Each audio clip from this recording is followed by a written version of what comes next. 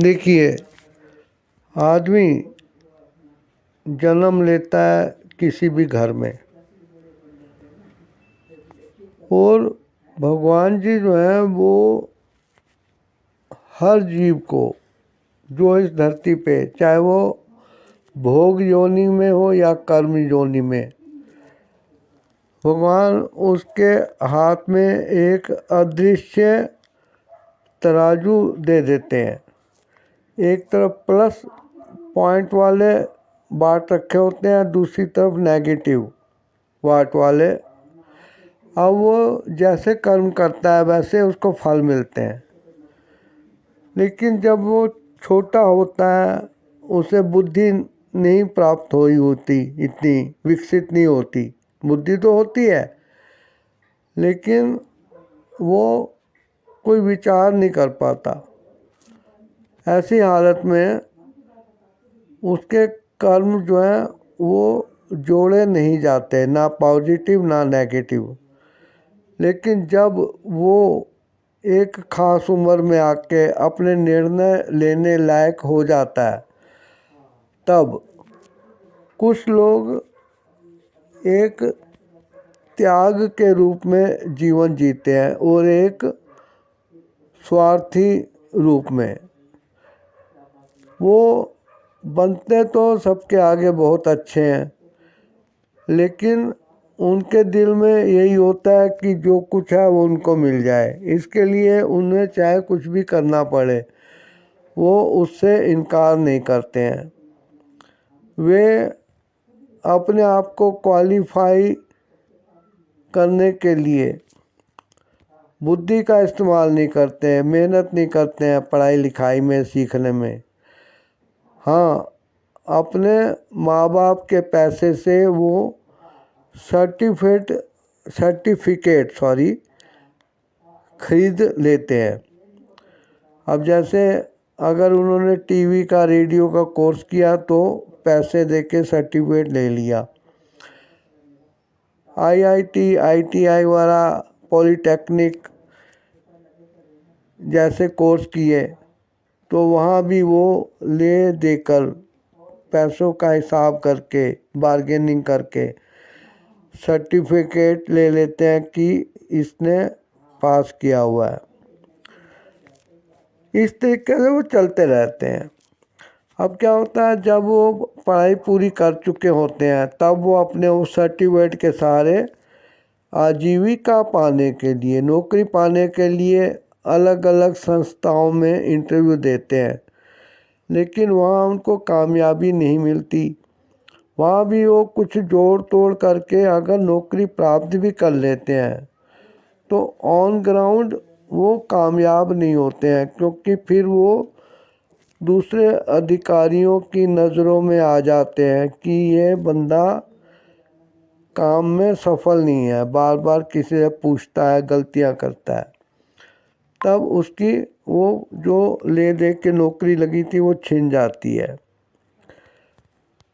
वो इस जुगाड़ में रहते हैं कि मकान की वसीयत बन जाए और उनको पूरे का पूरा हिस्सा, नहीं तो 80-95% हिस्सा उस प्रॉपर्टी का मिल जाए। यहाँ तक कि वो अपने भाई के भरोसे खाना खाते हैं, उनकी रसोई में गुजर बसर होती है, बच्चों का गुजारा होता है। उनकी शादी भी उनके भाई की कारण होती है कि उनकी एक लड़की उस घर में बड़े लड़के से ब्याही गई है और सुखी है, शांत है। तो छोटे के साथ इस छोटी बहन की शादी कर दो तो वो भी सुरक्षित जीवन जी सकेगी। लेकिन हालात ऐसे होते हैं कि बहन अपनी सगी बहन का हक मारने में अपने पति का साथ दे देती है। अब जब जमीन जो खेत की होती है उसको फसल उगाने के लिए तैयार किया जाता है और फिर उसमें बीज दाना वाला डाल के उसकी देखभाल की जाती है। ऐसे ही इंसानों के कर्म होते हैं जो कि एक फसल के रूप में वो इंसान बो देता है और धीरे धीरे पौधे पनपते हैं और एक दिन फसल पकती है। फसल पकती है तो उसको काटा जाता है। इसीलिए कहते हैं कि बोया पेड़ बबूल का तो फल कहाँ से खाए। अब कांटेदार है फल का पेड़, फल नहीं है उसमें, वो तो कांटेदार पेड़ है, झाड़ झखार है। तो ये फसल ऐसे इंसान जब बाल बच्चेदार हो जाता है तब उसके पुराने पाप जो हैं फसल के रूप में उसे काटने पड़ते हैं।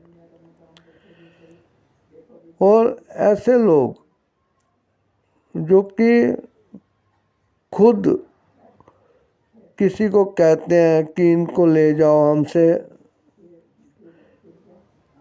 नहीं बन पाएगा कि हम इनकी देखरेख करें, इनको अपने साथ ले जाओ। यदि उनको ऐसा कभी कहा जाए तो वो उदास हो जाते हैं, रोने लगते हैं, दुखी हो जाते हैं। वो ये तक भूल जाते हैं कि उन्होंने कौन कौन से कर्म करके ये जीवन की गाड़ी चलाई है। इसलिए ऐसे लोगों से सावधान रहना बहुत ज़रूरी हो जाता है, क्योंकि ऐसे लोग अपने स्वार्थ के लिए कुछ भी कर जाते हैं। जो उनको जीवन को व्यवस्थित करने में, व्यवसाय पाने में, जगह परिवर्तन करने में सहायता करता है, एक दिन उसी को वो धोखा दे देते हैं। और धोखा भी ऐसा कि कहते हैं हम तो उनसे बात करना ही पसंद नहीं करते। अपने कर्म उनको याद नहीं रहते हैं। फिर वो पूछते हैं कि हमने ऐसे कौन से पाप किए हैं जो ये बीमारियां, ये तकलीफ़ें हमारे घर पे आ गई हैं। बड़ा अजीब लगता है सुन के। और ऐसा जीवन जीने वाले जो है सबकी नज़रों में होते हैं। यदि कोई उनकी दुकान में 50,000 तक डाल के सामान भर देता है तो जब वो सामान बिकता है और जो पैसा ग्राहक देकर जाते हैं उस पैसे को छुपा लेते हैं कि भविष्य में काम आएगा। वो अपने भाई के साथ उनकी रसोई में खाना खाते हैं और गरीबी का ढोंग करके खर्चे में हाथ नहीं बटाते। वही लोग अपनी जेब में